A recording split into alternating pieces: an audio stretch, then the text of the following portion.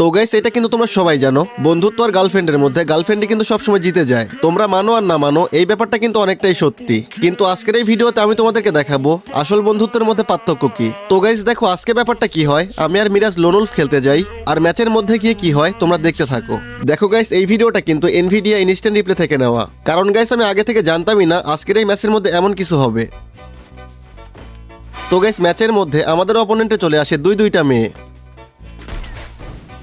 তো প্রথম রাউন্ডে কিন্তু আমি একাই গিয়ে দুইজনকে মেরে দেই। তো পরের রাউন্ডে মিরাজ আগে যায়, এরপর শুরু হয় আসল কাহিনী। আরে হাসিফ ভাই, দুইটা ভালো মেয়ে পেয়ে গেছি।